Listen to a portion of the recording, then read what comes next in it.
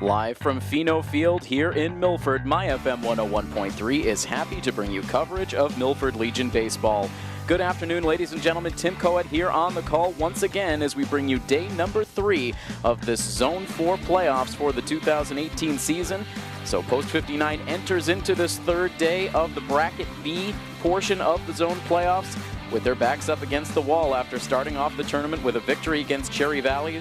Last night they traveled up to Shrewsbury High School to take on their arch rivals, Shrewsbury Post 397. It was an entertaining day of baseball. Milford was able to take the first lead. Shrewsbury battled back to take control of the game, only to see Milford battle their way back in the late innings to tie it.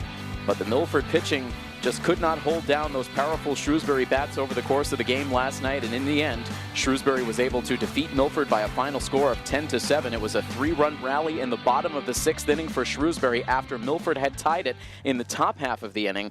That was the difference in the game, so a 10-7 win for Shrewsbury means that Post 397 is the final unbeaten team in Bracket B, and so they will now sit back and await the outcome of this game here today. We will see doubleheader action here at Pheno. It took a little while to get everything straightened out for where the games were going to be played today, but as it turns out, Pheno will host all of the action in Bracket B over the course of the day here today. The first game on the docket is this one here between Milford Post 59 and Cherry Valley Post 443. Once again, these two teams meet up here at Pheno Field. It was the same matchup here just a couple of nights ago, back on the 18th.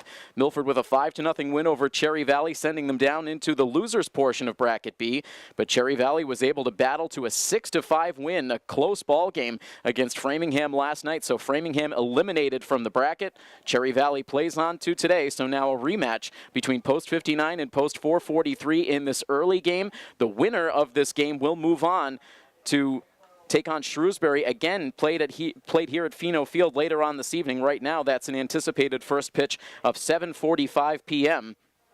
And so it will either be Milford or Cherry Valley taking on Shrewsbury this afternoon. But of course, Shrewsbury, due to their unbeaten streak so far here in Bracket B, they will have to be beaten twice in order for another team to move on to the Zone 4 finals. So should the team that plays Shrewsbury later on this evening win, the same two teams would come back again tomorrow over in Shrewsbury to decide the team from Bracket B that will move on to the Zone 4 finals. So a lot of moving parts here as we continue on in the Zone 4 playoffs. But right now, the objective is simple for Post 59. They want to be that team that moves on to take another crack at Shrewsbury later on today. And so in order to do that, they have to take care of business against this very tough Cherry Valley team. Cherry Valley, of course, with 2 regular season wins against Milford this year, before Milford came back for that 5-0 victory in the playoffs earlier this week. So who will come out on top in the 4th meeting of this 2018 season between Milford and Cherry Valley? We will find out as this game is set to get started at 5:15 at the Blair House of Milford. And with that, we are set to get this playoff game going. The first pitch in from Leone misses for ball 1. And once again, playoff baseball begins here at Pheno Field. 2 games will be played at Pheno today. The only question is, will Milford be involved in both? They will need a win here against Cherry Valley to move on to play Shrewsbury for a second time. And it's a quick 2-ball, no-strike count to the leadoff hitter for Cherry Valley, Tyrus Garvin, who now will take a strike on the inside part of the plate. The key for Tommy Leone, and it's a relatively simple key to the game, and that is to attack the strike zone. Something he is struggling to do against this first batter of the game as he goes to a 3-ball, 1-strike count. When he has been consistently in the strike zone, he has been effective. It's been in the games where he has struggled to find the plate that we've seen the walk totals quickly mount and the run totals mount as well. Leone last appeared on the mound in a relief role in that 7-0 loss to Leominster in the regular season finale. Able to battle back to a 3-2 count here, but eventually loses Garvin. So a leadoff walk, and it was walks that were the undoing of Jack Tempesta in the first inning against Shrewsbury yesterday. What do you mean? After striking out the first batter of the bottom of the first inning, it was consecutive walks before a series of hits ended up allowing Shrewsbury to take an early 4-1 lead. And now Leone misses with ball 1 into Jason Panion, and already now we start to see Jack Tempesta heading out towards the bullpen. as Panion now swings and misses, and not a surprise in an elimination game. Of course, you can't afford to take the time to let your starting pitcher settle into a game. If things start to get away from you in the first inning, you have no choice but to go to the bullpen. So Tempesta will already start to loosen as now Panion sends a fly ball out into shallow right field. On comes the right fielder for Milford, Tommy Ambrosoni, to make the catch. And so Panion is retired for the first out of this first inning. And that will now bring up Evan Fritz.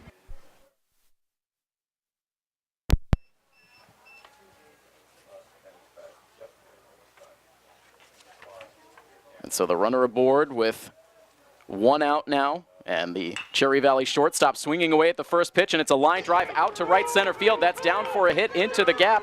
Around from second base is Garvin. He heads to third. Now gets the late stop sign from Coach Stevens. He will hold at third base as the relay throw came back in. It is a double for Evan Fritz.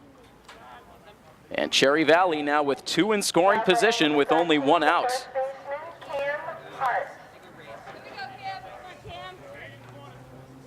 And so an early scoring opportunity for Cherry Valley, who was not able to score a single run when they faced Milford on day one of the playoffs, losing 5-0. Jonathan Rice, too much for this Cherry Valley lineup, but having some early success here, a walk and now a double. And one of their best hitters at the plate in Cam Hart, who takes a very big swing, but comes up empty on the first pitch from Leone. In 3 games against Milford so far this season, Hart is 3 for 9. He has a double and a triple to go along with 4 runs batted in.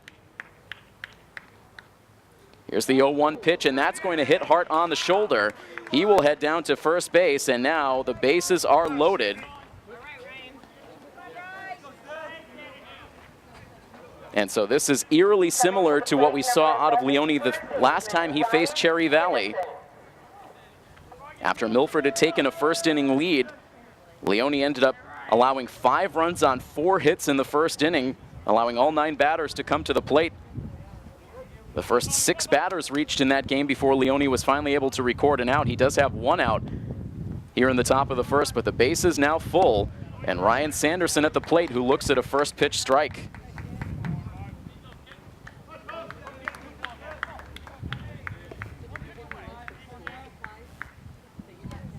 Nothing in 1 the count with a Cherry Valley runner at every base. Here's the pitch. And it's hit in the air out to left center field. On comes Sean Rebello into the gap to make the catch. The throw will come into third base as tagging up at third is Garvin. He will score. And so no shutout worries for Cherry Valley here today, as the sacrifice fly from Sanderson will put Cherry Valley on the board first. They take a 1-0 lead. And a wise play from Sean Rebello to send that throw into third. The tempting play is to fire to the plate to try to cut down the runner, but that ball was plenty deep enough that there was no chance of getting Garvin. But by sending the throw into third base, Rebello sees to it that Fritz remains at second with Hart at first, and now 2 outs as Milford tries to minimize the damage here in the first inning. Chris Costigian now at the plate. He knows he'll have at least a 1-run lead to work with when he heads out onto the mound for the bottom half of this first inning. But looking to help his own cause, he's been effective at the plate against Milford this year, as he jumps ahead in the count now 2-0 in 3 games. Regular season and playoffs combined, Costigian is 3 for 10 with 3 runs batted in.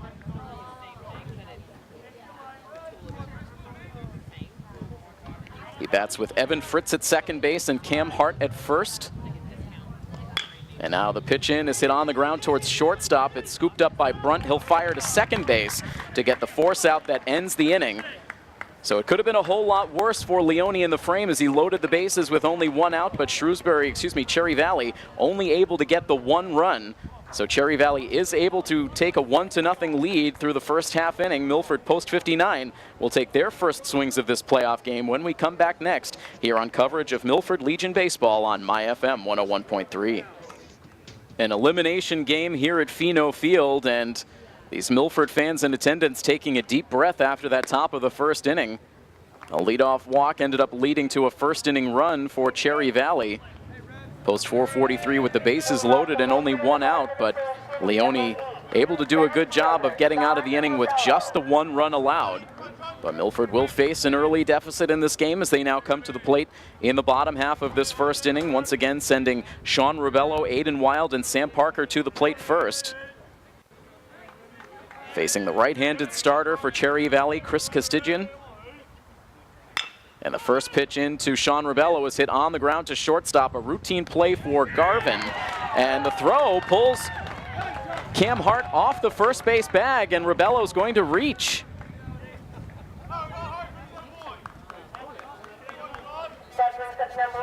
It looked very routine to shortstop for Evan Fritz. He was able to pick it up and fire over to first base. But apparently, Hart's foot coming off of the bag, or Sean Ribello was just able to beat it out by a running step. Good speed for Ribello down the line, of course, so he is on here to open up the inning. And now Aiden Wild will take the first pitch high for ball one.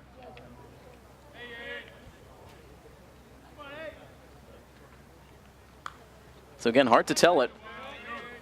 First glance up here in the press box if that was, in fact, Hart coming off the bag or Ribello beating the throw. So for now, we'll put it in the books as an infield single. We'll confer with the team later as the count now goes to 1-1 against Wild. Wild so far in the playoffs is 1 for 5. He's walked twice. He's scored 2 runs.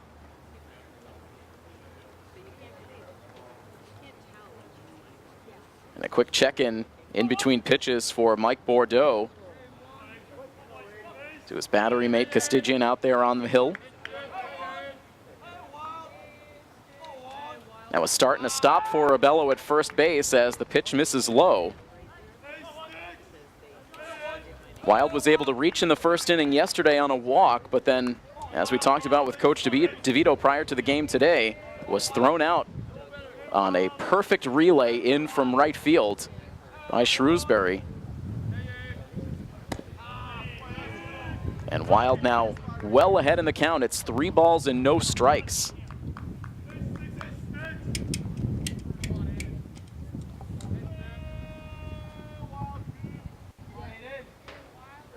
Short lead for Ribello at first base. He does not go as the pitch misses up and away for ball 4. It's a 4-pitch walk to Wild.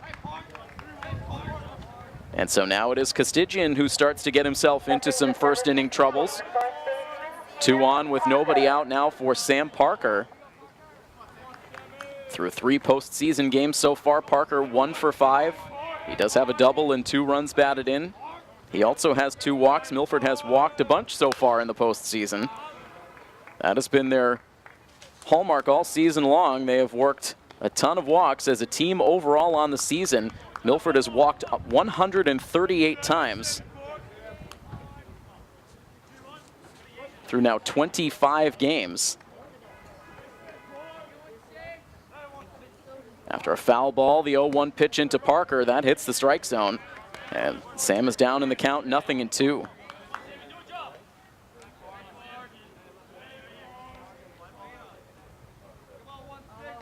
Two speedy runners aboard with Ribello at second and Wild at first, and now Castigian will take some extra time as he steps off behind the pitcher's mound. Now climbs back on top to get the sign from Bordeaux. And his 0-2 pitch, that just misses outside. Well, that did not miss by very much. Parker very lucky to still be at the plate. It was framed by Bordeaux. He held it there for an extra moment or two. But it is now a 1-ball, 2-strike count. And now the next pitch in, that hits the corner for a called strike 3, almost the same location. And this time Parker rung up. Number 2, the catcher, Alex Reynolds. So 1 out now with those runners remaining at first and second now for Alex Reynolds.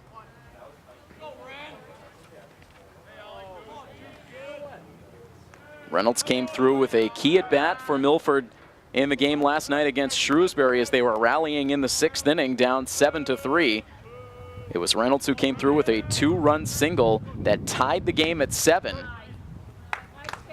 Seemed to be a huge turning point in the game. Milford chasing Parker Brown.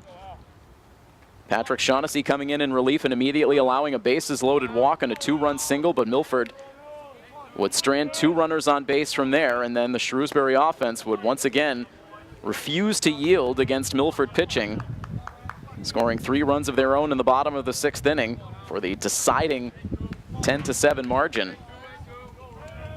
It's a 1-ball, 1-strike count here on Reynolds. And again, Castigian paying all sorts of attention to Sean Rebello down at second base. He leapt off the pitcher's rubber to look the runner back to the bag. Now ready with a 1-1 pitch, and that misses outside. Reynolds overall in the playoffs so far 2 for 5 with a double and 2 runs batted in. 2 runs scored and a pair of walks. Here is the 2-1 pitch, and that's high for ball 3. Tyler Almeida is the next hitter on deck.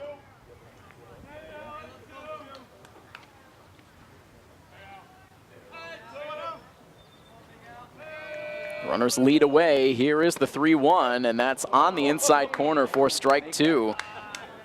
Now that has Reynolds with some disagreement towards the home plate umpire.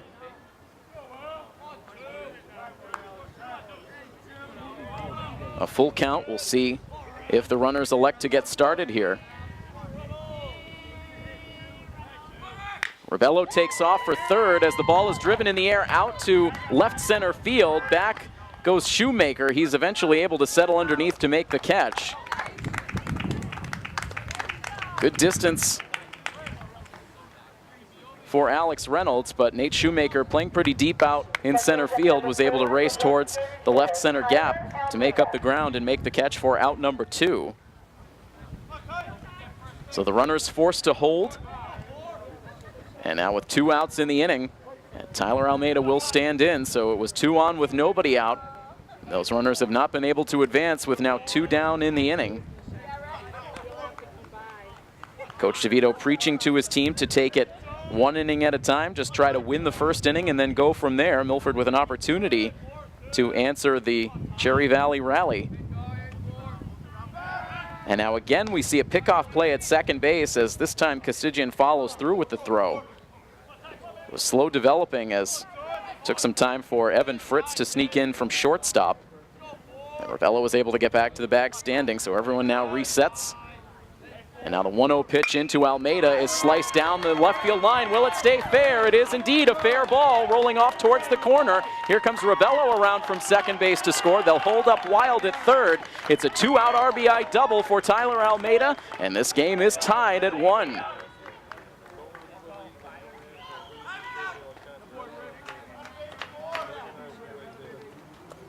So Almeida has had his share of success at the plate so far in these playoffs. That's now his 3rd hit.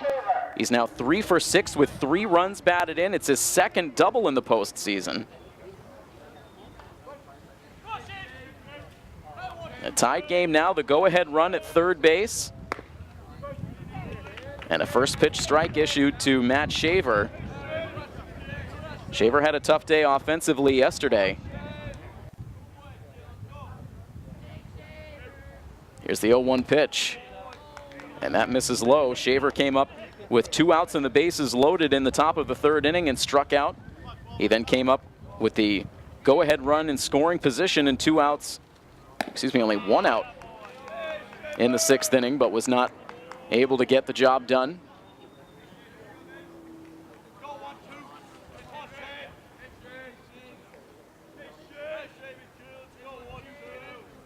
Here is the 1-1 pitch, and that's on the outside corner for strike 2. A lot of Cherry Valley fans making the trip down here to Milford for the game, cheering on Castigian, looking to see the right-hander strand a couple of runners in the frame. Here's his pitch. It is swung on and missed. And Shaver goes down on strikes to end this bottom of the 1st inning.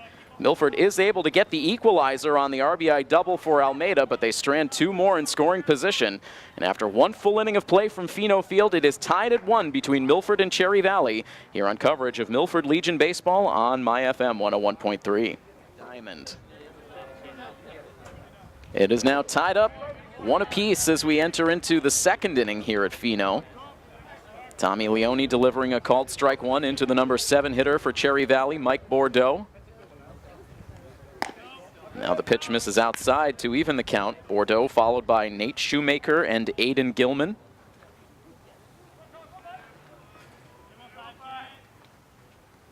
Leone into the windup. Here is the 1-1 pitch. It's a line drive hit out to left field, and Jacob Beater will have to pull up and play it on a bounce.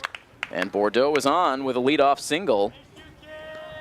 Coming to the plate, number 17, the center fielder, Nate Shoemaker. So for Bordeaux, that is his second hit against Milford in the regular season and playoffs combined, now 2 for 8. That previous hit was a double.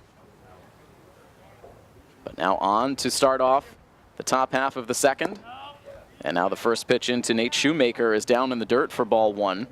We did see Jack Tempesta warming up earlier in the game as that first inning continued on, so he in all likelihood will be ready here. Again, he was the starting pitcher just 24 hours ago, but threw only around 20 pitches in that first inning as he only lasted a third of an inning. So Coach DeVito showing confidence in Tempesta, saying he would be the first man out of the bullpen if needed here in this game against Cherry Valley. Right now it's a 1-ball, 1-strike count on Shoemaker, who goes after a high pitch and sends a towering fly ball foul and out of play off to the left. It was a sparse crowd at first pitch, but it has quickly filled up in the stands around home plate.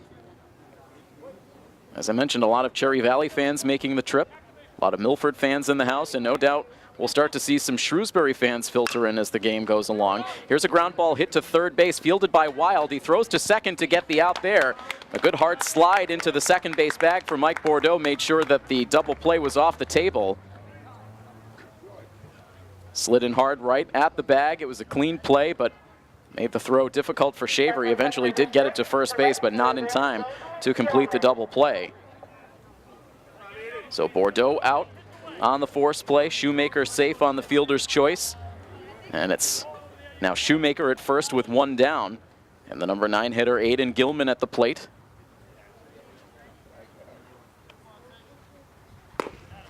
And now the first pitch in for a strike, snap throw to first. And that sends Shoemaker diving back to the bag. He gets in safely.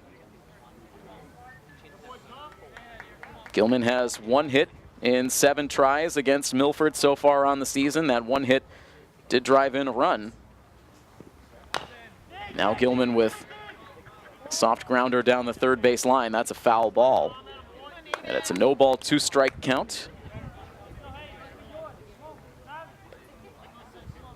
This field of 8 teams in the 2018 Zone 4 playoffs has now been whittled down to 6.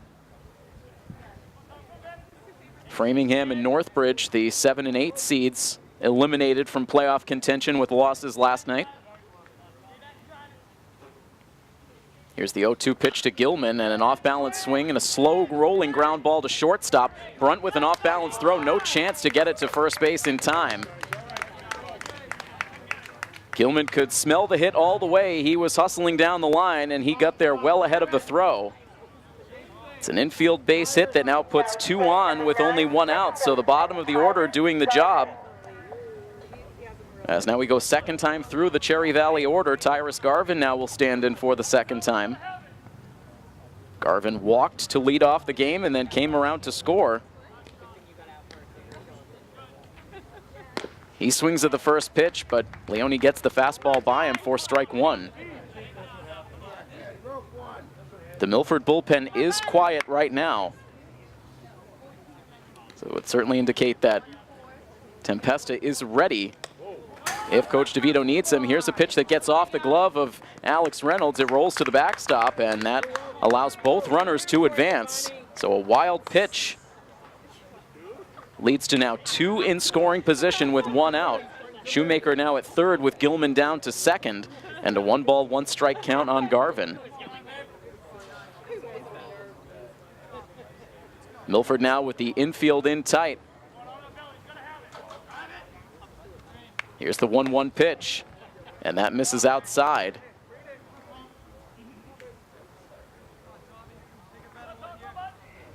Garvin has not come through with a hit against Milford pitching yet on the year.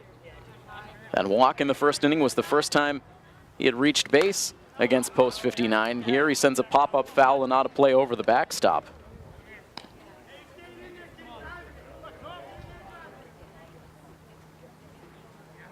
The left-handed hitter against the right-hander Tommy Leone.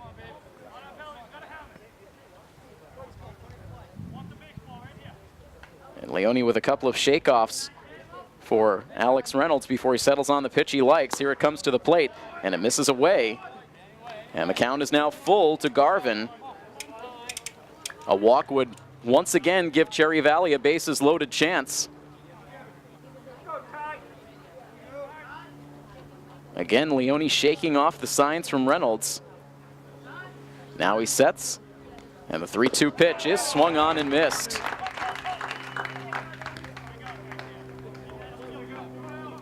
So Leone finally found the pitch he liked and was able to get it past Garvin's bat.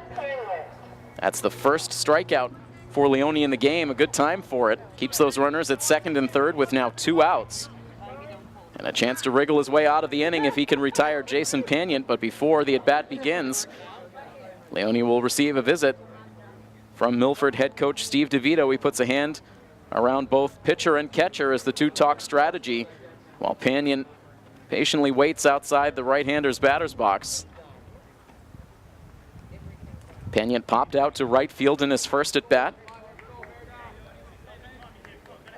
And overall, against Milford this year, he is 1 for 7. He has walked twice. Now takes the first pitch in on the hands, but on the inside corner for strike one. A good pitch to start off the at-bat.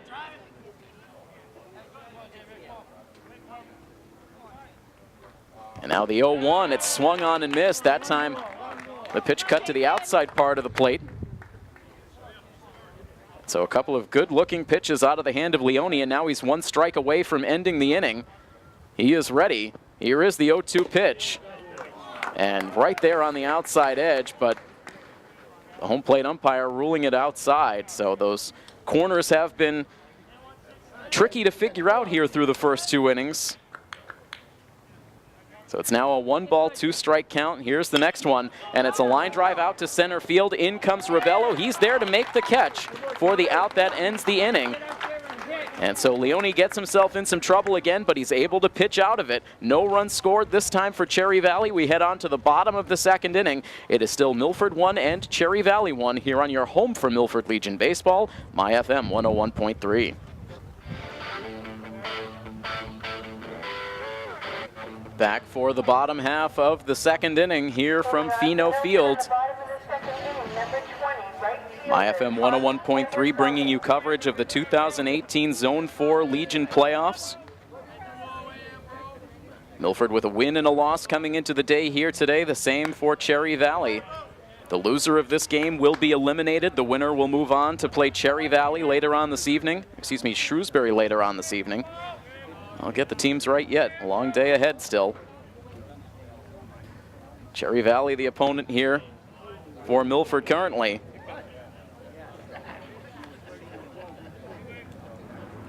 It's a 2-ball, no-strike count on Tommy Ambrosoni. An odd call from the home plate umpire as he initially looked like he was throwing up the arm for the strike call on that last pitch to Ambrosoni, but then pulled it back down and now clarifying it's a 2-ball, no-strike count. So the strike zone's been tough to figure out, and I guess for the home plate umpire included. It's now 2-1 the count to Ambrosoni, who's had a very good run in these playoffs so far. Overall, he is 3 for 6. As he takes the pitch high for ball 3. He has a run batted in, he's walked, he's scored 3 times, has a stolen base. He has been a factor. Played a key role in that comeback against Shrewsbury last night. Here's the 3-1 pitch, and Ambrosoni goes after it, lifts it high in the air down the right field line. Racing towards the corner is Aiden Gilman. He can't catch up to it. It lands in fair territory. Ambrosoni already around second base. He will cruise into third with a stand-up triple. That ball just kept rising off of Ambrosoni's bat, had a ton of carry down the line in right field. It stayed fair, well out of the reach of Aiden Gilman, and the hot stretch in these playoffs continue for Ambrosoni as he leads off the the bottom of the second inning with a triple, and Milford in business.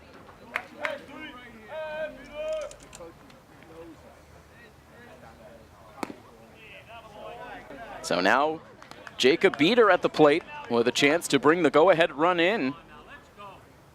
He takes the first pitch for ball one, and Coach Stevens now over on the Cherry Valley side. A little bit frustrated with the strike zone. Starting to voice that frustration is now Beater sends a drive down the left field line. That is a fair ball. And in from third base to score comes Ambrosoni. An RBI single for Jacob Beater pushes Milford on top by a score of 2-1. So Milford testing the lines here.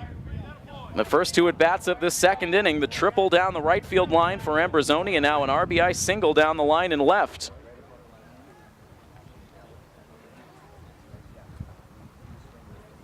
And Coach Stevens now out from the third base dugout to have a conversation with Castigian.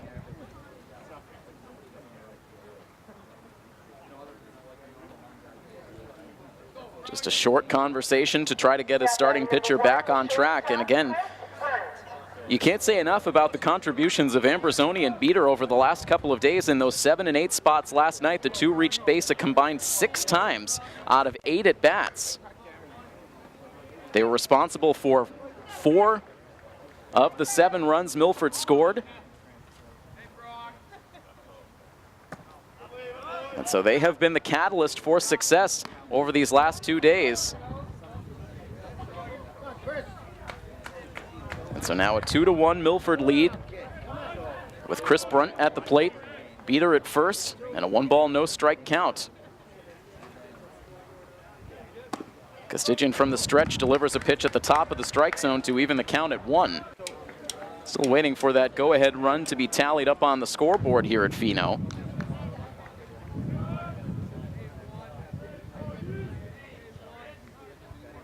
Beater gets his lead off of first base. Here's the pitch as Brunt shows bunt.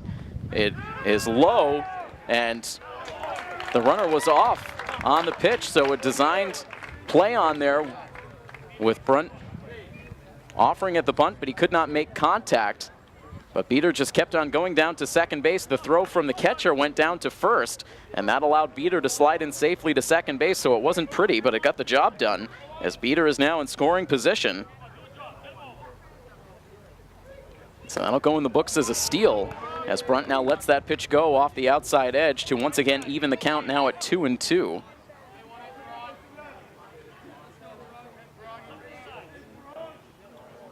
Sean Rebello waits on deck.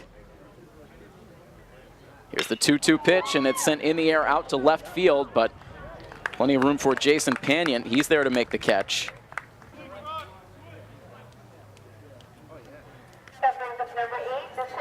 So Beater will hold up at second base now with 1 down, and it's second time through the Milford order now with Sean Rebello up for his second at bat. He reached on an infield single.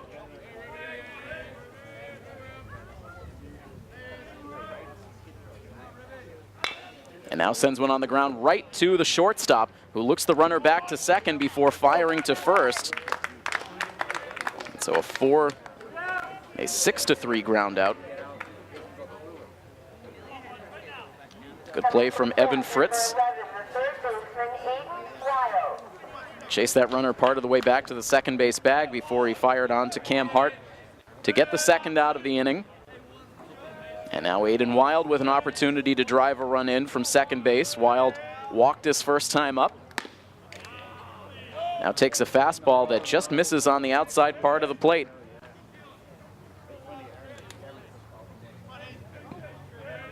Not much room on those corners for these pitchers to operate so far today. Big lead at second base now for Beater as the pitch is in for a called strike 1.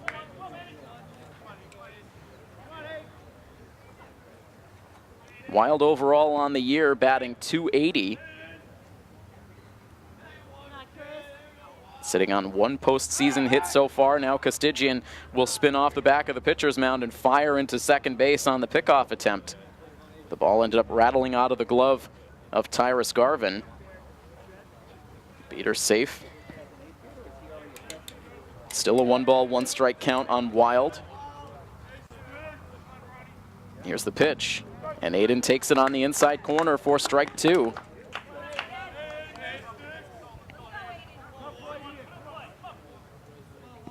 Wild trying to get comfortable at the plate again. It struggled earlier in the regular season, figured it out late, but now seems to be uneasy again at the dish as he pops this one up a mile high on the infield.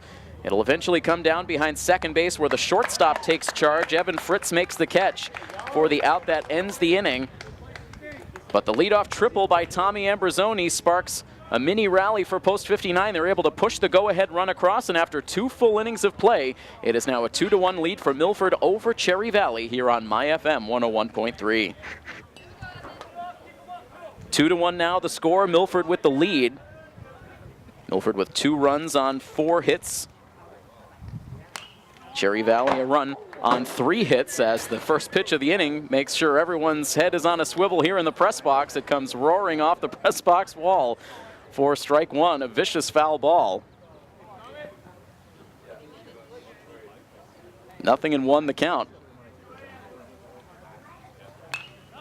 And now taking aim once again, this time a little further off to the right. This one doesn't make contact with the press box. It drifts out of play. So early on in this inning, Evan Fritz firing them back over the backstop, and it's a 0-2 count.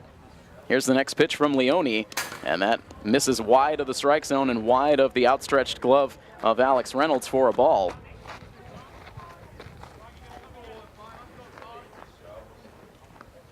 One and 2, as it will be Fritz, Hart, and Sanderson in the inning. Evan Fritz with a double his first time up.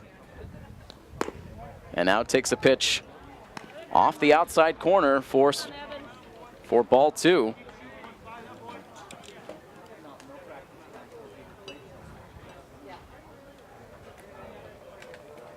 And now the 2-2 pitch on the way, and that is swung on and missed for strike 3. Leone gets his second strikeout, retires the leadoff batter here in the 3rd. And now it will be Cam Hart. Hart was struck by a pitch his first time up, and that gave Cherry Valley a bases loaded chance. Cherry Valley only able to get 1 in the exchange. It at the time gave them a 1-0 lead, but Milford now with a 2-1 advantage. Still a long way to go. It's a 1-ball, no strike count. Here's the next pitch, and that's on the outside corner this time for a called strike.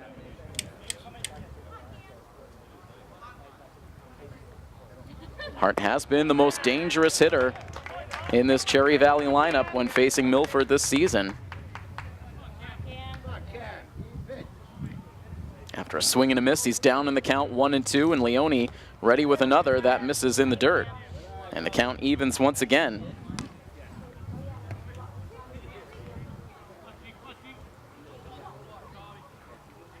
The right-hander now settles back in the batter's box. The base is empty with 1 out. Here's the pitch, and it misses outside. Now a 3-ball, 2-strike count. Ryan Sanderson on deck. And now the pitch misses low for ball 4. So Leone couldn't put him away. It's the second walk of the game for Leone. The first walk he issued resulted in a run scored. And that runner scored off of a sacrifice fly off the bat of the man at the plate right now, Ryan Sanderson.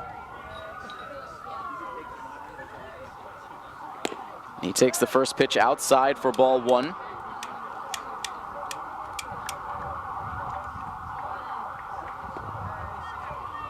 The command had turned around for Leone after that mound visit from Coach DeVito last inning, but now the walk, and misfires with the first pitch into Sanderson, but battles back now with a called strike to even the count.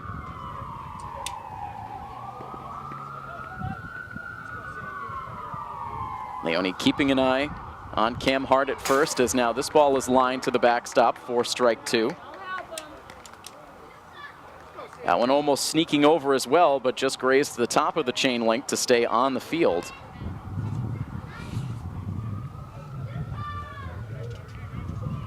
One ball, 2 strikes, 1 out, and a runner on at first. Leone ready with another pitch. That drops in the dirt. It kicks away from Reynolds, and down to second base will go Cam Hart.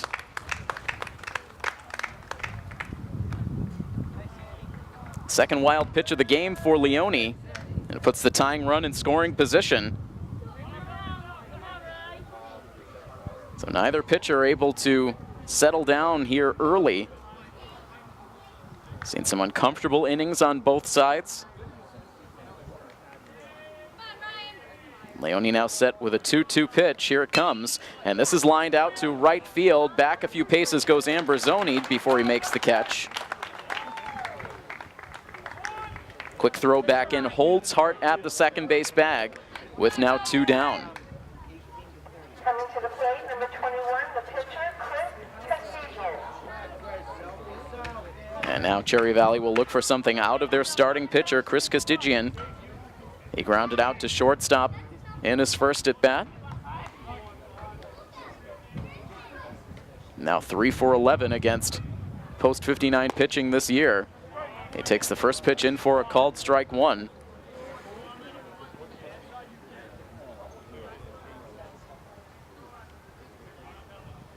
Righty versus righty matchup. Here's the 0-1 pitch. It's grounded to the left side, deep in the hole at short for Brunt.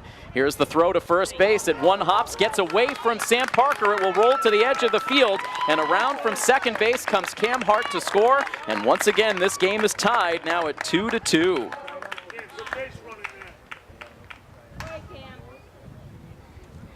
Hart was racing hard all the way around the bases, not taking the play for granted. It was a slow roller.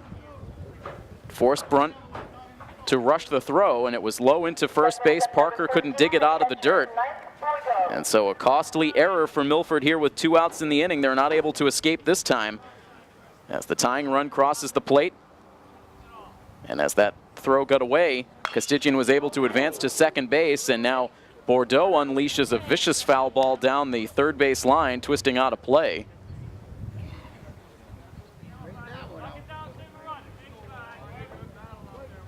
Some hard contact in this inning for Cherry Valley, but most of it has gone foul.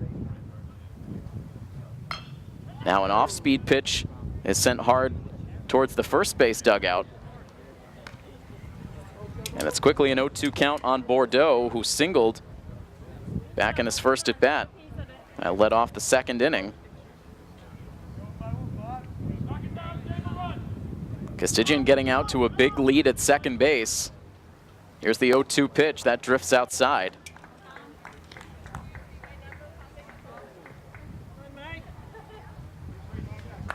One ball, 2 strikes, and 2 outs in the inning. A run home so far for Cherry Valley to tie it up. And now the next pitch. This is popped up on the infield. Over towards the left side, Aiden Wild ranges in to make the play. And that out will retire the side. But a costly throwing error for Chris Brunt at shortstop allows Cherry Valley to score the tying run, and it is now 2-2 as we head to the home half of the third inning. When we return after this, you're listening to coverage of the 2018 Zone 4 playoffs here on My FM 101.3. Again, we are tied here at Pheno Field between Milford post 59 and Cherry Valley post 443. 2 runs apiece. An unearned run crossing the plate for Cherry Valley in this top half of the third inning. On a ball hit slowly to shortstop by the Cherry Valley starter, Chris Castigian, and so now he is back out there battling against the middle of the order bats for post 59, Sam Parker, Alex Reynolds, and Tyler Almeida. Parker the first up. He took a called strike 3 in his first at bat.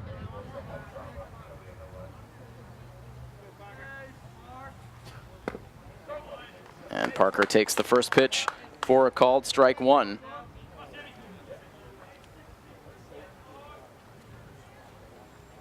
Sam overall on this 2018 year, batting .301.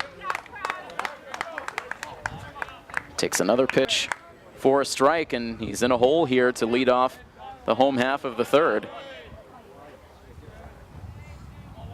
Castigian back into the windup. Here's the pitch, and leaves that one outside. Parker doesn't chase.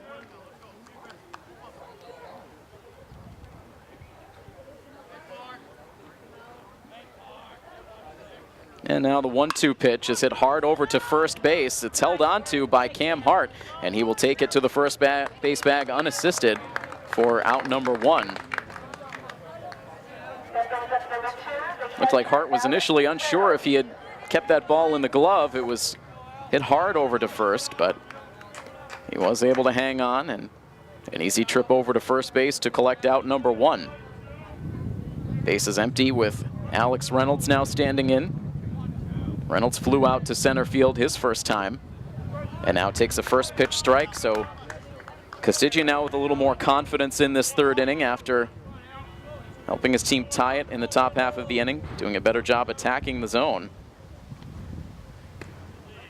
And now delivers one just off the inside edge, and that will even the count to Reynolds. 1 ball and 1 strike.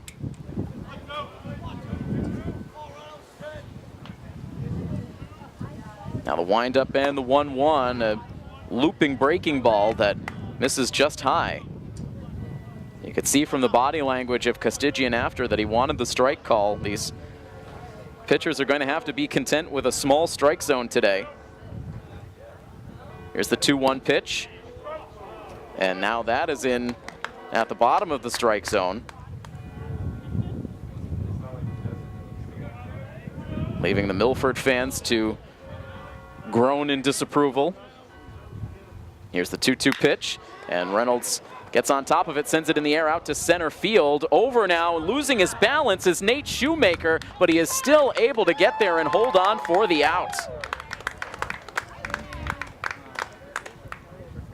As he raced from the sunshine into the shadows in right center field, he got unsure of his footing, started to lose his balance, but he was somehow able to keep his concentration to make the catch as he landed.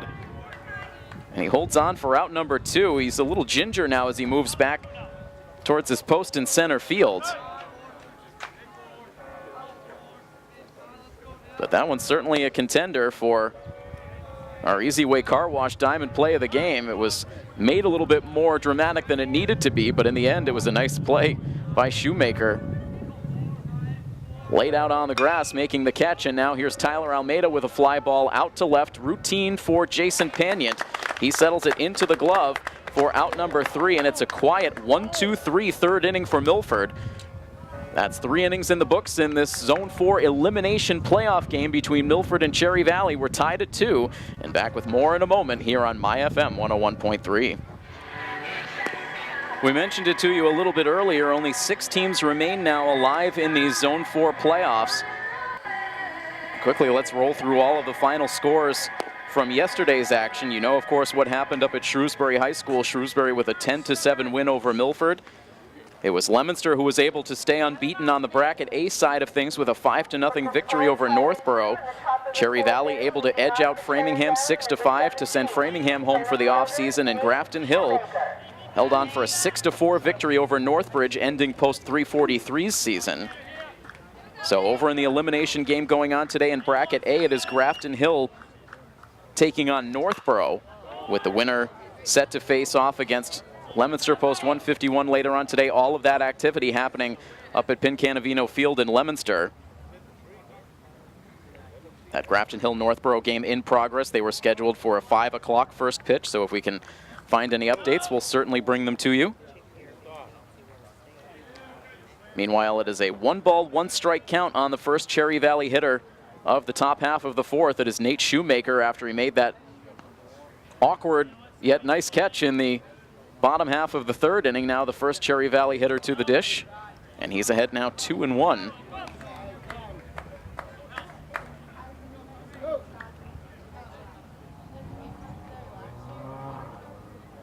Shoemaker followed by Aiden Gilman and Tyrus Garvin. The 2-1 pitch low for ball 3.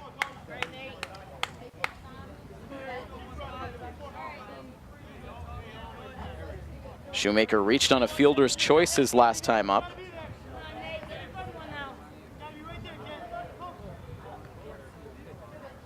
And now the next pitch, that is low for ball 4.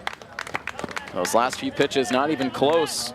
Leone spiking them in the dirt, and Shoemaker works the 3rd Cherry Valley walk of the day. Now at the plate, number 6, right fielder, Aiden Gilman. Both of Leone's first 2 walks in the game so far have come around to score, so not a good sign.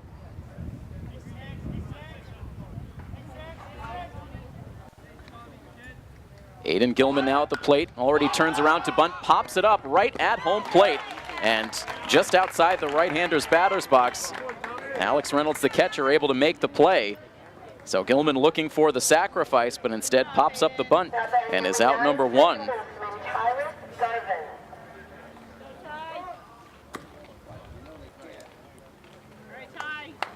And so now 3rd time through the Cherry Valley order, again Tyrus Garvin to the plate. He has walked and struck out so far this afternoon. He takes the first pitch outside for a ball.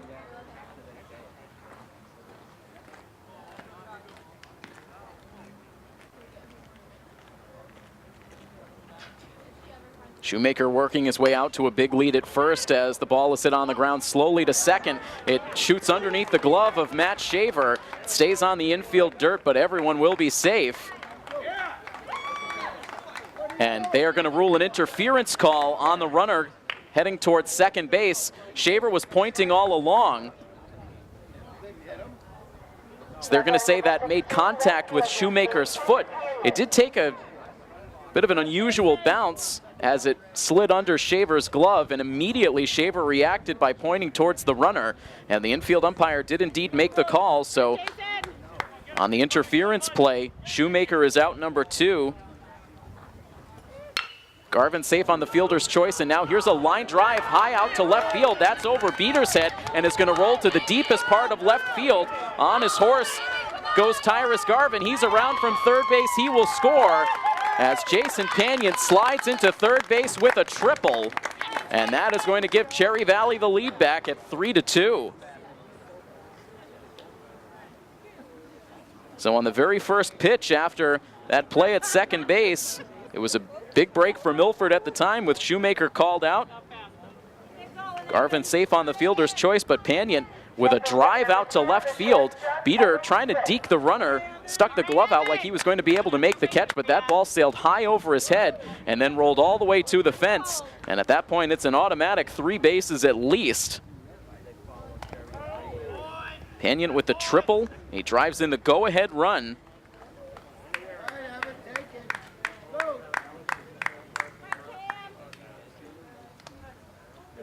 And now Fritz aboard at first base with 2 outs in the inning, and Coach DeVito with a slow walk out from the dugout, and he is going to make the pitching change here.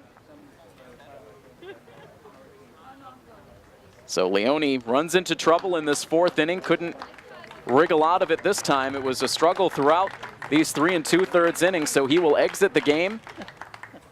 And it looks like we will indeed see Jack Tempesta for a 2nd straight day. Tempesta will make his warm-up tosses out on the mound. A quick break here, and we'll be back with more in this top of the 4th inning. It's now a 3-2 Cherry Valley lead here on MyFM 101.3.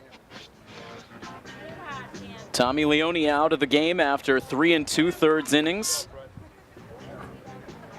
He allowed the leadoff walk here in the 4th inning, then was able to get a couple of outs before Jason Panion's ringing triple brought in the go-ahead run. And then Evan Fritz reaching to drive Leone from the game, so it is now Panion at third with Fritz at first. And Jack Tempesta looking for better results here today than what he experienced yesterday in Shrewsbury, getting the start. And we've chronicled it over the last couple of days, lasting just a 1/3 of an inning, allowing 4 runs on 5 hits, all of those runs earned.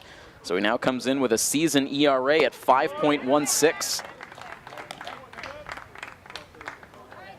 Facing the Cherry Valley cleanup hitter Cam Hart, battling to a count of 1 ball and 1 strike. Now a fastball is lifted out into shallow right field, a trouble spot. Will it stay fair?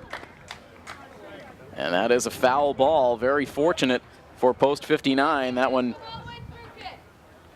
just staying outside the chalk line down the right field side. Hard to see it with the bright sunshine streaking in from right field. But that was a foul ball, so it's now a 1-ball, 2-strike count on Hart.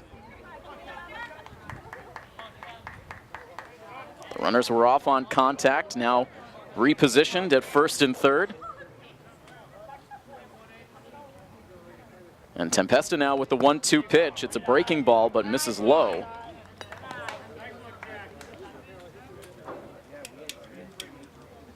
Two balls and 2 strikes. And Tempesta back to the set. Here's the pitch. And that is in at the knees for a called strike 3. It was not what Hart was expecting. Got another breaking ball well located by Tempesta. And so he's able to shut down the inning, but Cherry Valley, a big 2-out RBI triple off the bat of Jason Panion, now back on top in this game by a score of 3-2. And we will move on to the bottom half of the 4th inning when we return next on our playoff coverage of Milford Legion Baseball here on MyFM 101.3. Mass Renewables of Bellingham providing you with clean solar energy and battery backup solutions. Milford trailing in this game once again. They trailed 1-0 after half an inning. They were able to battle back to tie. They took a 2-1 lead. Cherry Valley was able to tie it up with a run in the 3rd and then take the lead with a run in the top half of the 4th. And Milford now sending Shaver, Ambrosoni, and Beater to the plate in the home half of the 4th inning. And Shaver now with a slow roller over towards third base. A barehanded attempt for Ryan Sanderson, but he can't come up with it cleanly. And Shaver will reach. Another one of those do-or-die plays on the infield grass. Sanderson had no choice but to try to play it barehanded. Could not get the clean handle, and it will likely be an infield single for Shaver. Shaver happy to be aboard to start off an inning after he struck out with runners at 2nd and 3rd and 2 outs in the 1st.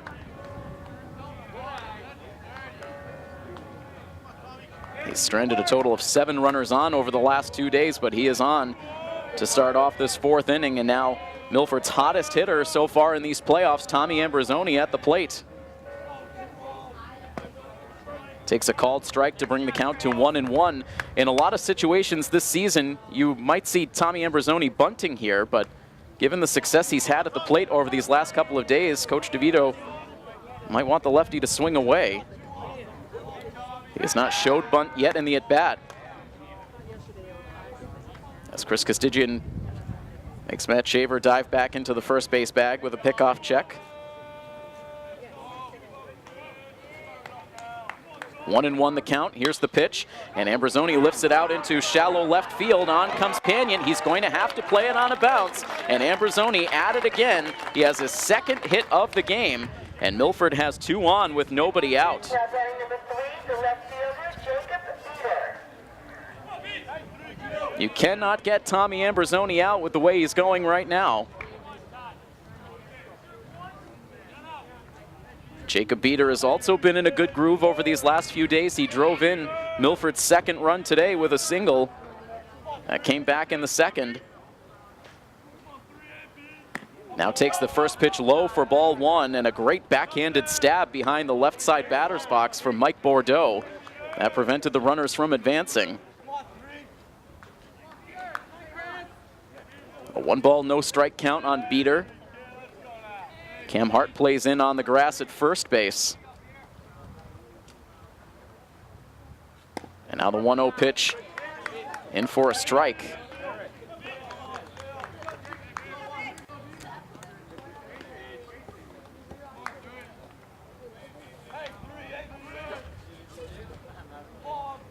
So Jacob Beater now with a couple of hits in these playoffs. He sends a line drive sinking out into center field. That's down for a hit. Nate Shoemaker boxes it around, but that ball was hit shallow into center field, and Coach DeVito not taking the chance to send the runner around from second base. It's a single for Jacob Beater, 3 straight hits to open this 4th inning for post 59, and they have the bases loaded with nobody out. And this forces Cherry Valley to pull the infield in even with the grass as Chris Brunt stands in. And Brunt takes the first pitch on the outside corner for strike one.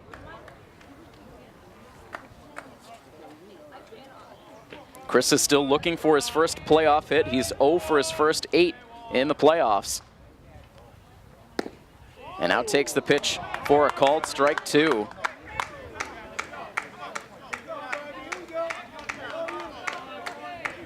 These Milford fans looking for a rally. Castigian ready with the 0-2. Here it comes, and Brunt sends it in the air out to left field, but room for Jason Panion to make the catch. Now he fires in towards the plate. It was a high throw, but Mike Bordeaux was able to backpedal behind the plate to haul it in. No advance from the runner at third base.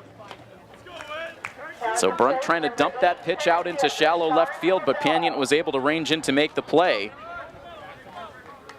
And there is now one out in the inning. The bases remain loaded now for Sean Rebello. Sean, overall on the season, came into today batting .333 as he takes the first pitch for a called strike one. On the full season, Sean Rebello with 18 runs batted in. And a great opportunity to tie this game up or give Milford the lead as he lets that pitch go outside for ball one.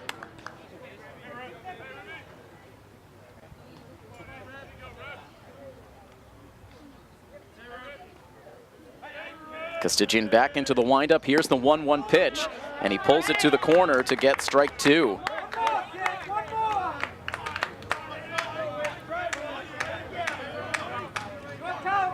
A lot at stake as we get into the later stages of this game. Now a 1-2 pitch upcoming to Rebello, and he lets it go, and that just misses outside. Bordeaux again holding on to it for several moments after the ball reached home plate. Sean Rebello getting the benefit of that borderline call. It's now a 2-2 count. And the next pitch coming up, and Rebello takes a swing and loops it foul out of play.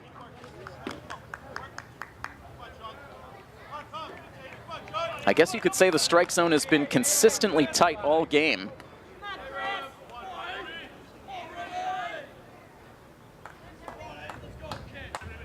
Here's another 2-2 pitch now, and Rebello just barely makes contact. He sends it foul to the backstop.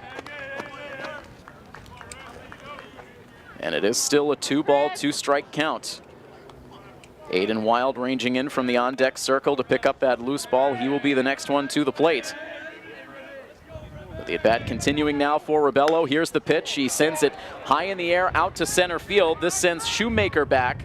He's underneath to make the catch. Tagging at third base is Shaver. He will come to the plate. And so Sean Rebello able to send that one deep enough to the outfield to come through with the sacrifice fly. And this game is once again knotted up. It is now 3-3.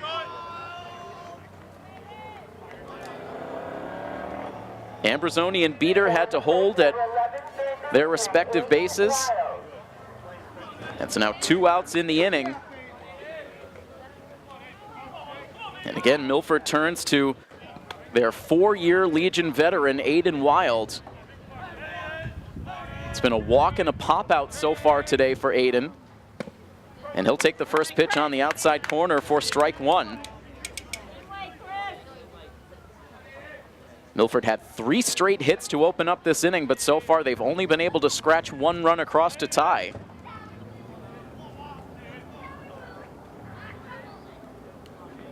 And now a long hesitation on the mound for Chris Castigian, and finally Aiden Wild backs out. He's granted time right as Castigian was going into his windup.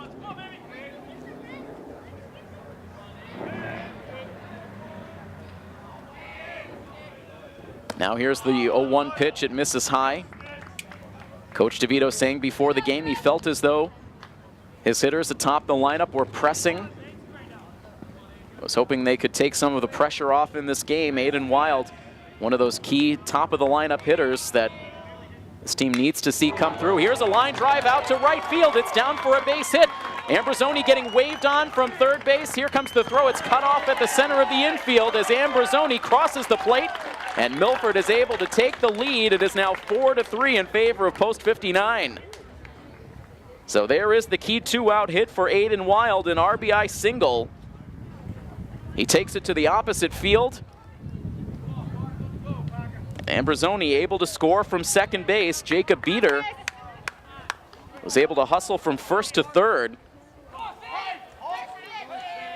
So the lead back in Milford's favor as this game seesaws back and forth.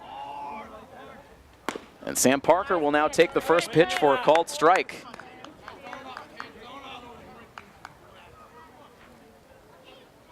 Parker's 0 for 2. He has struck out and grounded out.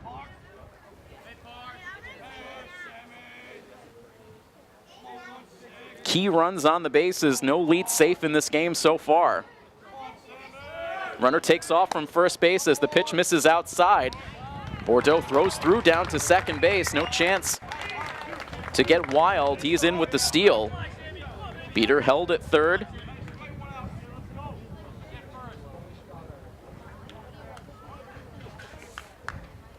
Aiden Wild able to collect his 9th stolen base of the season. Now a 1-1 pitch into Parker, and he takes it for a called strike 2. Sam has been very patient at the plate. We have not seen a lot of swings through this game. He took a called strike 3 in his first at bat. He's yet to take the bat off his shoulder here. Down in the count 1-2.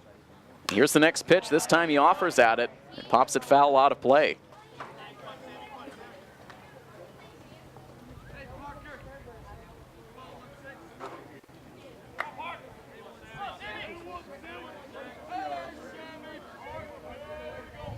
Costigian back into the windup. Here's his 1-2 pitch, and it misses outside.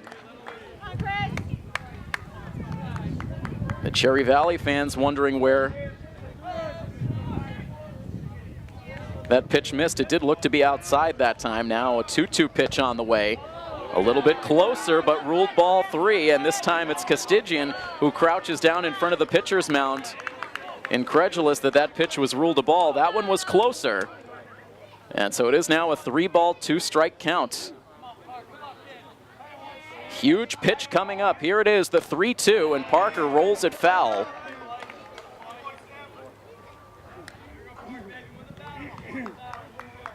Two runs in scoring position for Post 59 with Beater at third and Wild at second. 2 runs home so far in the inning for Milford to give them a 4-3 lead. A hit would be huge for Post 59. Here's another payoff pitch, and Parker swings and misses, and he strikes out to end the inning. The second strikeout of the game for Parker. But Milford is able to come through with the 2 runs. The sacrifice fly for Rebello, an RBI single for Aiden Wild, and it is now a 4-3 Milford lead as we travel on to inning number 5 in this elimination playoff game between Milford and Cherry Valley. Brought to you live right here on My FM 101.3.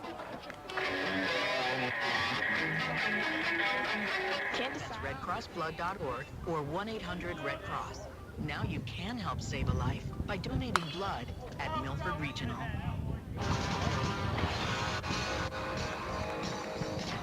A quick start to this top half of the 5th inning. Already the first pitch into Ryan Sanderson, who sent a very high fly ball foul behind the third base dugout and off into the trees as Jack Tempesta is back out for his first full inning of relief.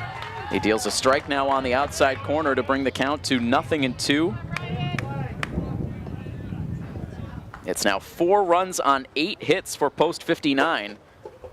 After they collected 2 runs on 4 hits in that bottom half of the 4th, Sanderson now just barely able to make contact. He fouls it away right at his shoe tops.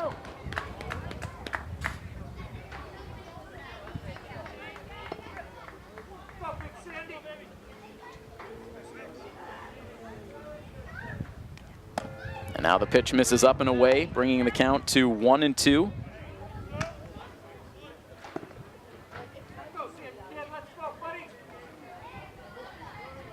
The only error in the game so far is on the Milford side. So it is 4 runs on 8 hits with an error for Milford, 3 runs, 4 hits, no errors for Cherry Valley. As we begin the top half of the 5th, here's the 1-2 pitch. It misses low.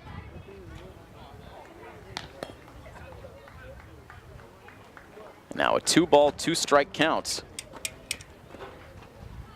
Tempesta came out of the bullpen with runners at first and third last inning, but was able to get a strikeout of Cam Hart to end the inning. And now the 2-2 pitch. That's a fastball unleashed inside.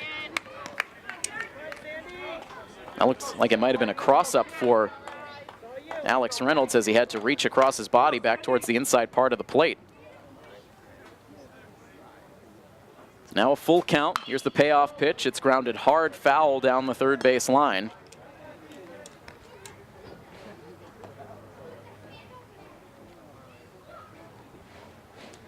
Ryan Sanderson, Chris Castigian, and Mike Bordeaux, batters 5, 6, and 7 in the Cherry Valley order expected. And another 3-2 pitch. That's a breaking ball that stays upstairs for ball 4.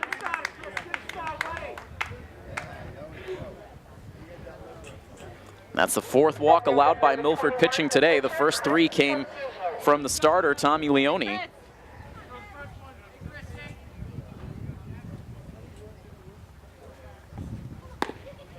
And now a called strike 1 sent into Castigian.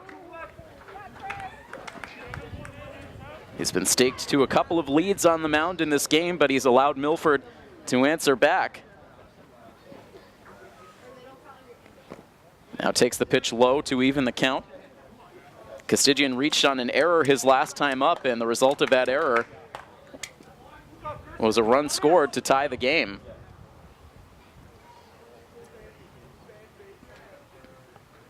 Now the 1-1 pitch, it's hit hard back up the middle. A tough bounce on Chris Brunt. He can't handle it, and the ball rolls out into center field. Brunt could not adjust to make the clean play, and so there is the second error of the game on Brunt to set up 2 on with nobody out for post 443.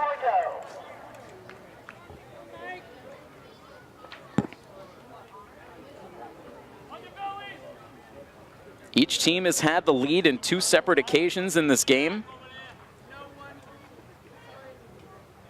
So after Milford takes the lead, Cherry Valley now with the tying and go-ahead runs on with nobody out. And now Mike Bordeaux takes the first pitch of his at-bat for a called strike 1. No one warming up in the Milford bullpen presently.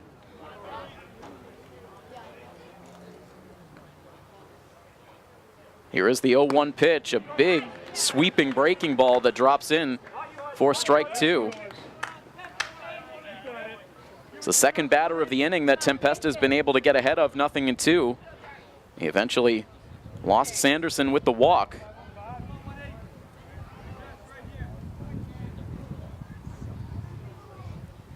Now the 0-2 pitch, and it's popped up, and that one drifts out of play.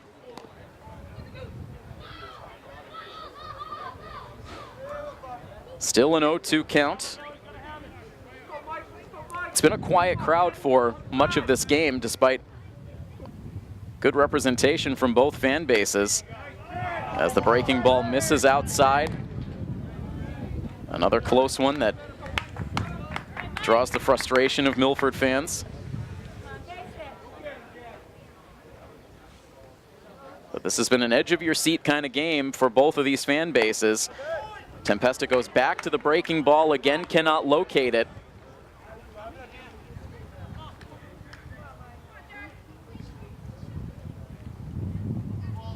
And so now from 0-2, it's a 2-ball, 2-strike count. And now the pitch popped up again. This will stay on the playing surface as Alex Reynolds and Aiden Wild both go after it in foul territory. Wild ends up making the catch as the two nearly collide.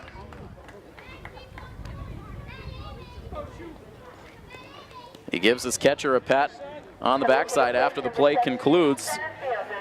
Both of them wanted it. It was eventually Wild who was able to make the play. So a big first out in the inning. Sanderson remains at second with Castigian at first. And with one out now for Nate Shoemaker, the number 8 hitter. And Shoemaker takes the first pitch low for ball 1.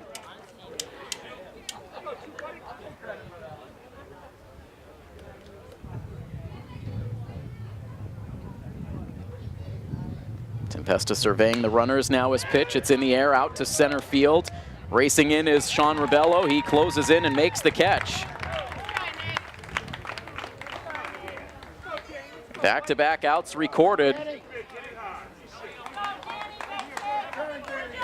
Every inning has been a grind so far for Milford pitching. The fewest batters faced in an inning so far today has been 5. That was back in the 3rd inning. The only inning in which Cherry Valley hasn't scored so far is the 2nd. They have 2 on now with 2 outs here in the 5th. Tempesta hoping to provide this Milford staff with a 2nd scoreless frame, but first has to deal with the number 9 hitter, Aiden Gilman. And he starts off with a fastball on the outside corner for strike 1.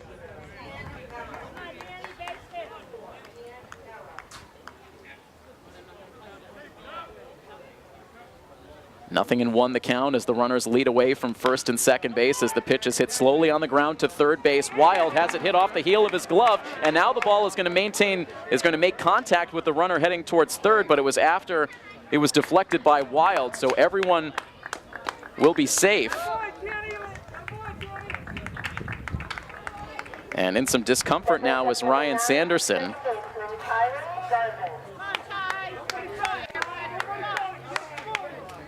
And so I should point out that it was a pinch hitter sent up in place of Dan Gilman. Dan Merrow was the hitter who sent that ball to third base. He reaches on the Wild error. So that's 2 errors now in the inning.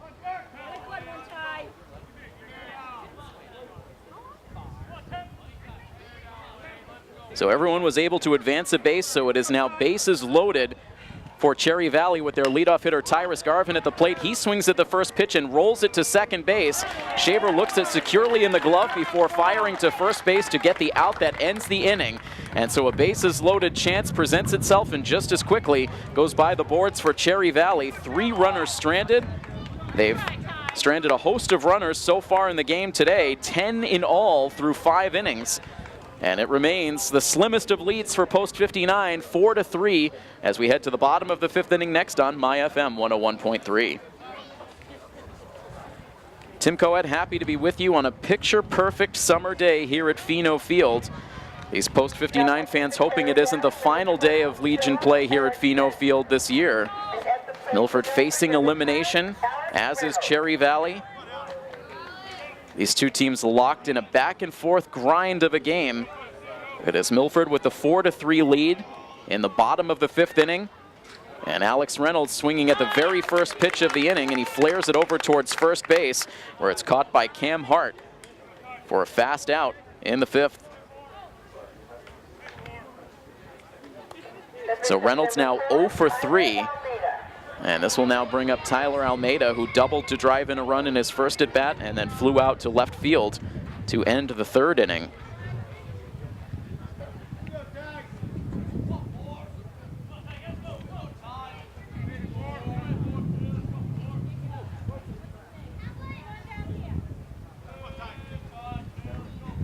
Almeida waiting to see a pitch. Here it comes. And it's in for a strike. There is a new pitcher on for Cherry Valley as Joel Erickson has come out of the bullpen to take over for Costigian.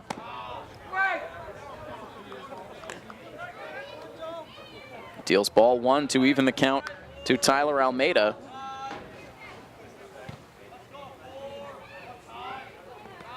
And now the pitch misses down in the dirt.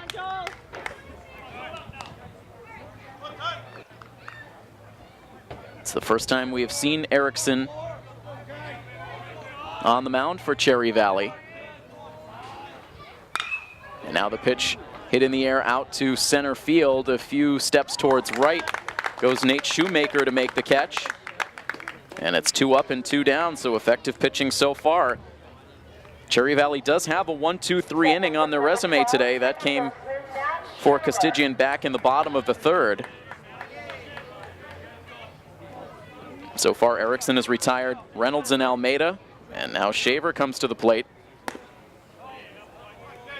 Shaver was able to get last inning started, beating out an infield single. That sparked a 2-run rally for post 59 to give them the lead back.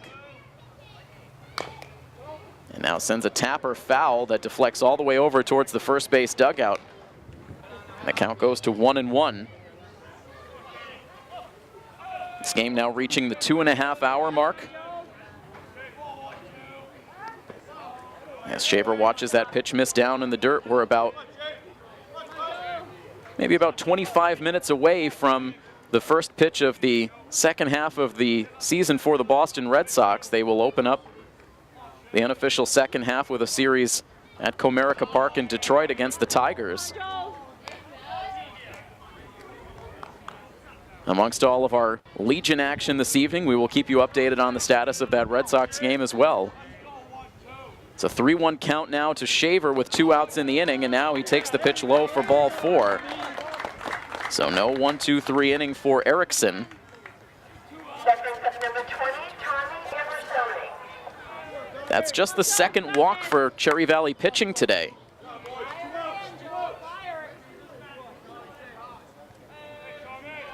But the bad news is that walk puts a runner aboard ahead of Tommy Ambrosoni, who has been all kinds of hot at the plate. He's 2 for 2 today with a triple, a single, and 2 runs scored.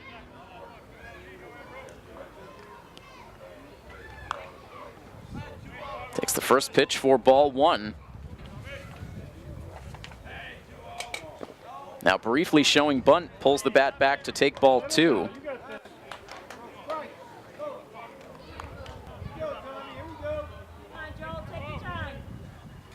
Ambrosoni now 5 for 8 since the playoffs began. Here's the 2-0 pitch. It's in the dirt for ball 3.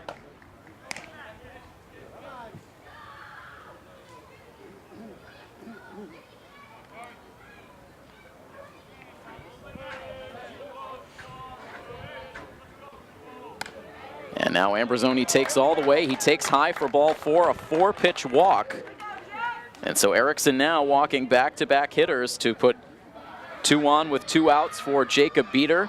And now Coach Stevens will wander his way back out onto the field from the third base side.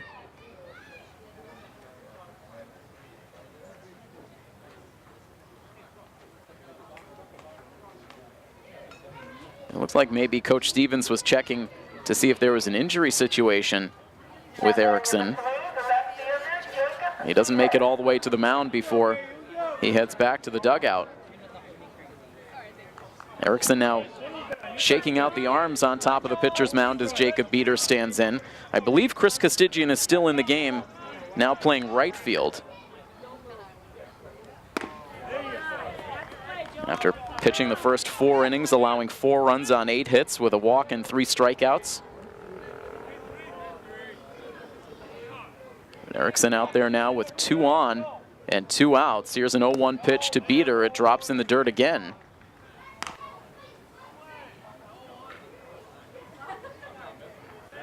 He's been leaving a lot of pitches in the dirt to these last 3 hitters after getting the 2 easy outs against Reynolds and Almeida. And this time Beater offering at one of those low pitches, and he's behind in the count 1-2. Some big potential insurance runs on the base paths right now for post 59 here in the bottom of the 5th. And Erickson now stepping off.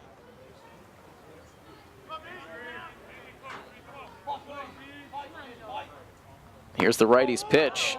That misses outside. 2 balls and 2 strikes.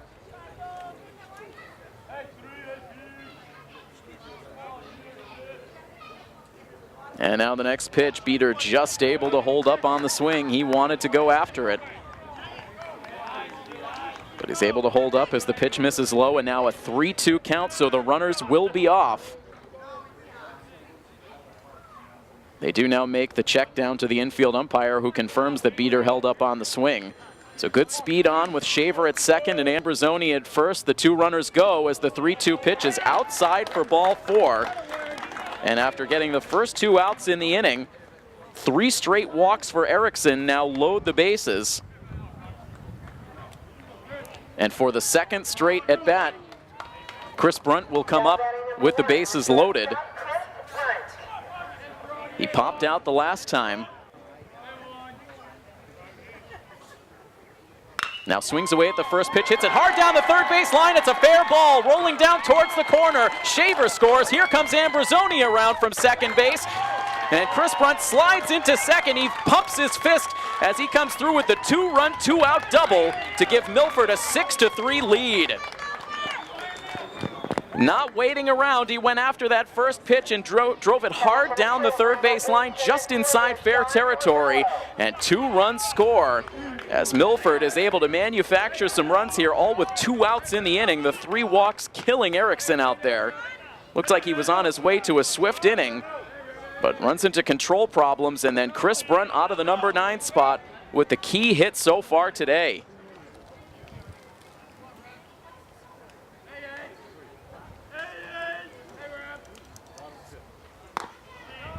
And now Sean Rebello looking to maximize the damage as he has 2 more potential runs in scoring position.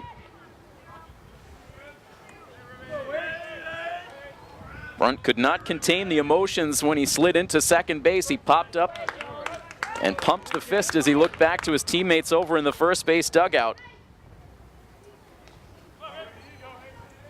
It's a 2-1 count now on Rebello. Here's the pitch.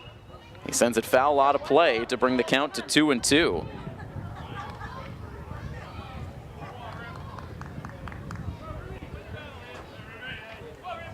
A 6-3 post 59 lead now as the 2-2 pitch comes into Rebello, and it's hit hard on the ground through the right side for a base hit. Here's Beater to the plate. Now Chris Brunt, a wide turn around third base, lost his footing, but is able to retreat to the bag as Sean Rebello comes through with an RBI single, and Milford starting to put it together now against the Cherry Valley bullpen. They open up a 7-3 lead. Number 11, the third baseman, Aiden Wild. Post 59 now will send their 8th hitter to the plate. And as you start to look at some of the body language around the field for Cherry Valley, they no doubt feel this one starting to slip away as Rebello takes off for second base. Bordeaux looped a slow throw down to second that almost got away from Garvin. He was late breaking towards the bag. Rebello in with the steal.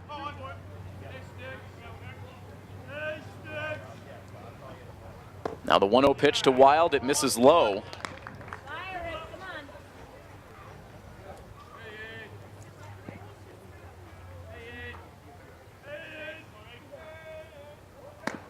And now Wild takes the pitch high, and another 3-ball, no-strike count.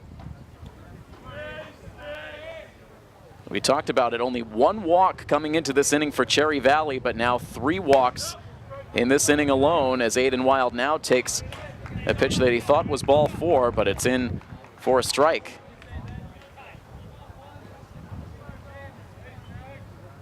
Erickson ready with another pitch, and that is low for ball 4. So there is the 4th walk of the inning. And Coach Stevens now back out of the dugout.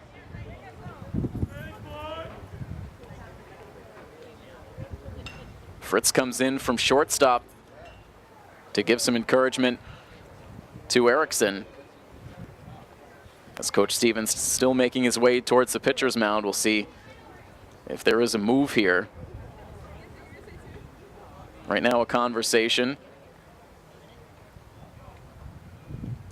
And right now it is Fritz who heads off towards the dugout, so perhaps changing out gloves as we might see Fritz take over here on the mound. There is indeed going to be a pitching change, so we will step aside while Cherry Valley figures out the corresponding defensive changes. It is now a 7-3 lead for post 59. They'll have the bases loaded when we come back after this on coverage of Milford Legion Baseball here on My FM 101.3. Well, the walks for sure were Joel Erickson's undoing out of the bullpen. He ends up lasting 2/3 of an inning. Walked 4 batters in the span of this bottom half of the 5th inning. Allowed the big 2-out, 2-run double to Chris Brunt, an RBI single to Sean Rebello. So 3 runs home so far in this inning for post 59, and it is now Nate Shoemaker in from center field to take over as the 3rd arm today for Cherry Valley. He faces Sam Parker with the bases loaded. And now able to deal strike one on the outside corner. The ball popped out of Bordeaux's mitt, but ruled a strike.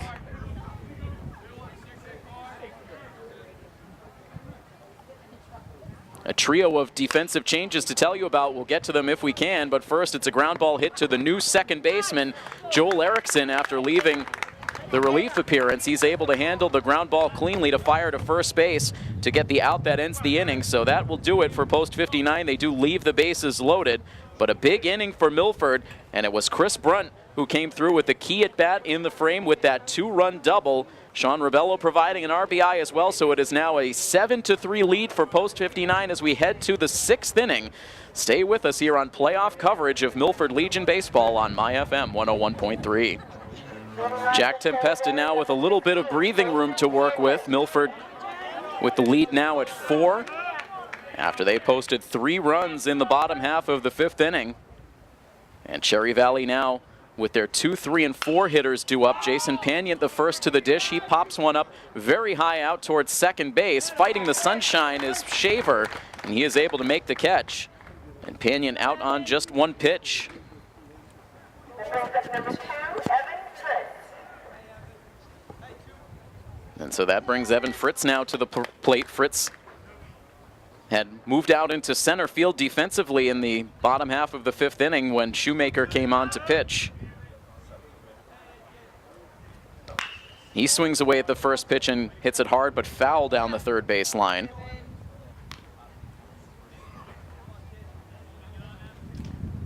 So Fritz is now your center fielder. Garvin moved from second to short with Erickson moving over to second base. So those were the corresponding defensive moves. Now an 0-1 pitch again sent down the third base line in foul territory.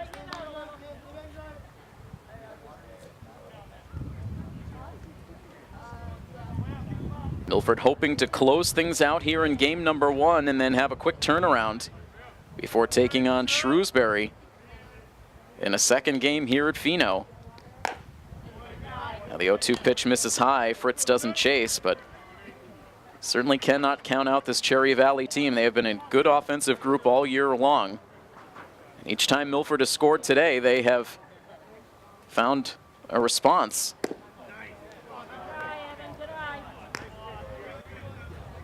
They put up a threat in the top half of the 5th inning, loading the bases with 2 outs. A couple of Milford errors helping the cause, but Tempesta was able to get out of it. Now about to deal a 2-2 pitch into Fritz, and it's an off-balance swing and a ground ball hit to third. Wild lets it kick off his glove, and there is error number 4 on the day for Milford. The infield defense, in particular on the left side, has been a struggle. That brings us number 13, Cam Hart. And to be fair, some of these balls have been slower hit, but Wild traveling to his left had a chance to scoop that and make the throw to first base, but he let the ball kick in and out of his glove. And so an E5 places a 1-out runner aboard for Cherry Valley, just looking for base runners to try to get something going. You never know what can happen. Just look at that bottom half of the 5th. Milford looked to be well on their way to a 1-2-3 inning after Reynolds and Almeida were retired, but 3 walks and an RBI double later, they were in business.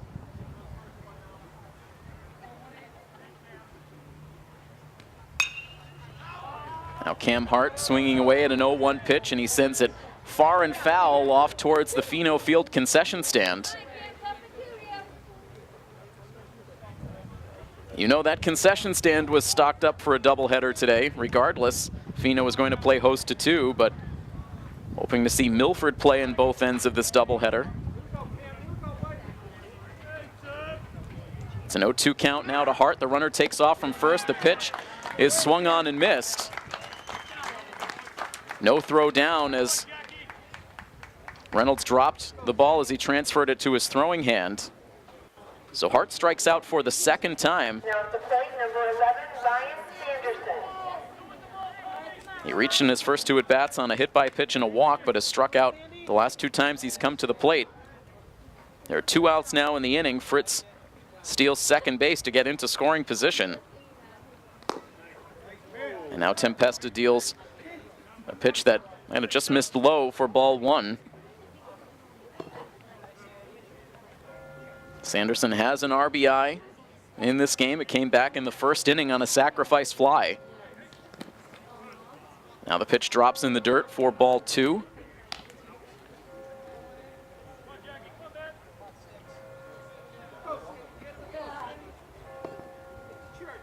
Can hear the church bells off in the distance, chiming out 7 o'clock in the evening. As Tempesta readies himself for a 2-0 pitch, the runner starts and stops from second as Sanderson takes a strike.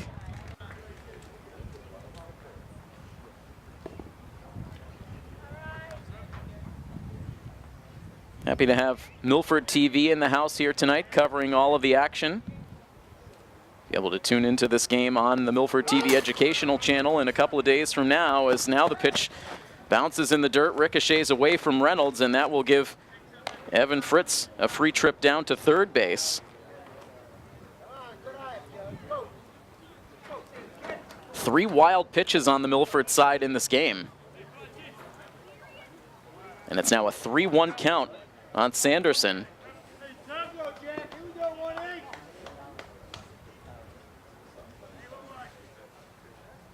Now to the set and the pitch. That is low for ball four.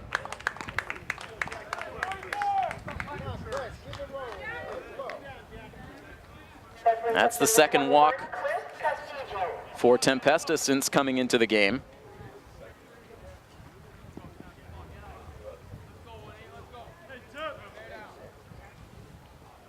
And that now brings up Chris Castigian.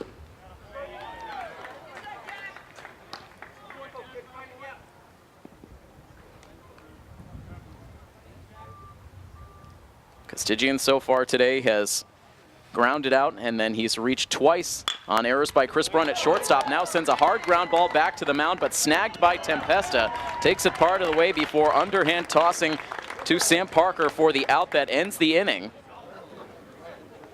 So Cherry Valley leaves another two runners stranded on base. We head to the bottom of the sixth inning. Milford trying to close in on a Game 1 victory here against Cherry Valley. They lead it 7-3, as it will be Parker, Reynolds, and Almeida who come to the plate when we return after this on MyFM 101.3.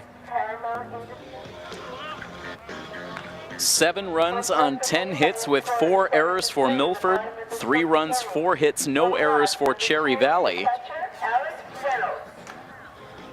We're into the bottom of the sixth inning. Milford 3 defensive outs away from ending Cherry Valley's season and moving on for part 2 of the postseason matchup with Shrewsbury.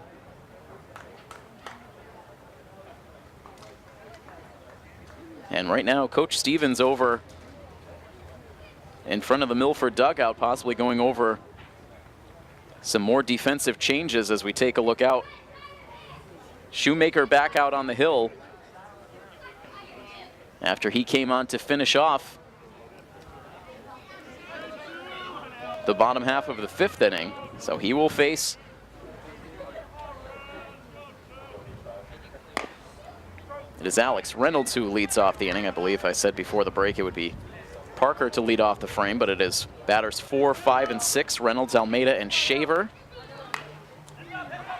And Reynolds with a half swing, he made contact on the handle of the bat and deflected that ball out towards the crowd in front of the concession stand. He is down in the count, 0-2. Reynolds has had a tough day at the plate. He's flown out a couple of times and then lined out to first base, and here he will strike out to open up this 6th inning.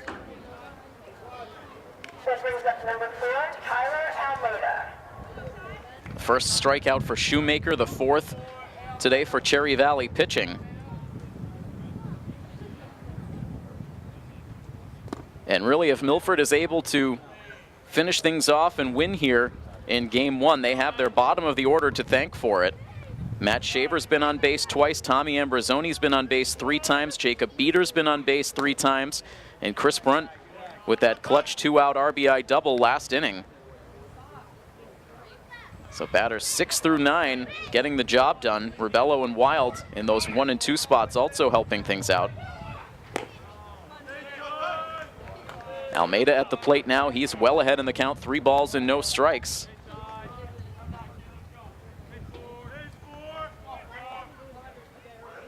Shoemaker ready with another pitch. It's in for a strike.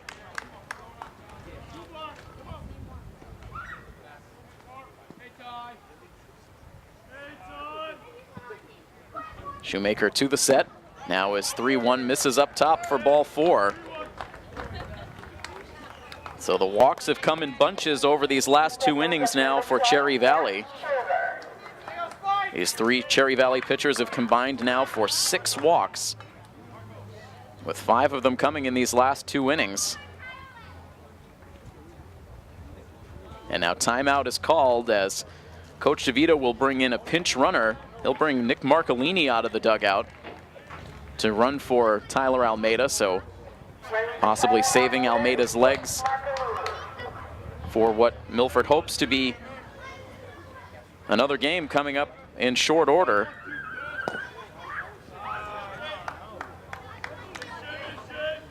You have to think about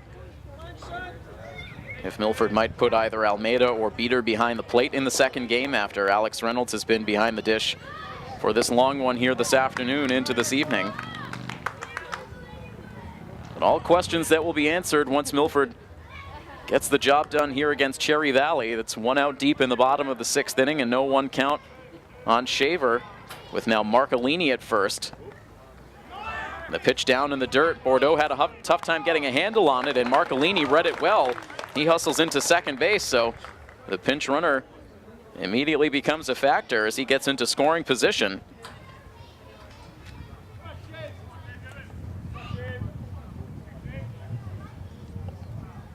A 1-ball, 1-strike pitch coming up to Shaver. He lets it go outside.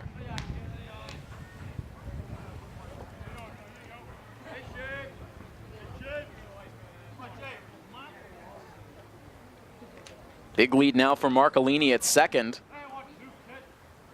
as the pitch drops low to Matt Shaver, and that will be ball 4. A second straight walk in the inning. Coming to the plate, number 20, Tommy Ambersoni. It's been 3 games in 3 days for these 2 teams out there. A lot of tough games, a lot of pitchers have been used, as now Ambrosoni sends one in the air out to left field. Over goes Panion, but it was just out of his reach. He misjudged it. Here's Nick Marcolini around from second base. The throw into the plate was there in time, but dropped by Bordeaux, and Marcolini slides in safely as Milford will now take an 8-3 lead. So that should have been an out. It was a lazy pop-up out to left field. Panion drifting towards left center. He was there, but instead of getting underneath, stretched the glove out, and it bounced in and out of his glove, dropped to the turf. And Marcolini around from third base. The throw beat him to the plate, but Bordeaux dropped it. And so Marcolini scores to give Milford an additional insurance run. So that should certainly be an error out in left field on the dropped pop-up by Jason Panion.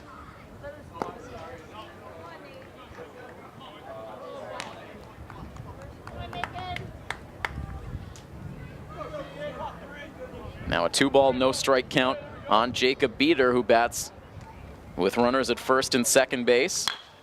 And now sends a line drive to third base, and a diving catch is made. A beautiful play at third base, as I think that is a new third baseman. It is Joel Erickson over at the hot corner now who made that diving catch.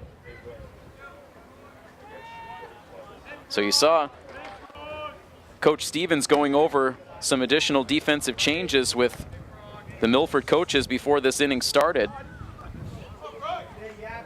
And one of those changes was Erickson coming into the game at third base. It is now Andrew Fritz, who is at second base, with brother Evan in the outfield.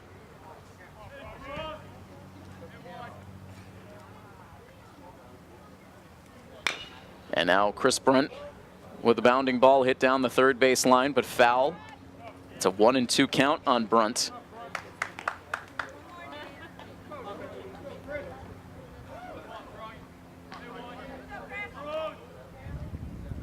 Chris able to come through with his first hit of the playoffs in his last at bat, and might have been one of the biggest hits of this season for post 59. A 2-run double. Now he takes a called strike 3 on the outside part of the plate. And that is going to end the inning. And so it will be an 8-3 lead for post 59 heading to the 7th inning. Milford 3 outs away from a rematch with Shrewsbury. We'll see if they can finish off game number 1 when we come back after this break. Stay tuned to coverage of Milford Legion baseball right here on My FM 101.3. Last chance perhaps for the season for Cherry Valley. If they cannot rally here, they will be eliminated from playoff contention. Jack Tempesta out once again in relief. Tempesta has been on since there were 2 outs in the top half of the 4th inning. Deals in a called strike as it will be batters 7, 8, and 9 due up for post 443. The catcher Mike Bordeaux, the first batter to come to the plate. Tempesta ready with a 1-1 pitch, and it's popped up out into shallow right center field. It is Tommy Ambrosoni who is there to make the catch. And 1 up and 1 down. And now Nate Shoemaker, who started the day in center field, is now the most recent pitcher to come out of the bullpen for Cherry Valley. Allowed an unearned run in the bottom of the 6th inning to give Milford a 5-run advantage. Now sends a fly ball out to center field. This time it will be Sean Rebello who is tested. He races into the right center gap, hauls it in, and it is 2 up and 2 down.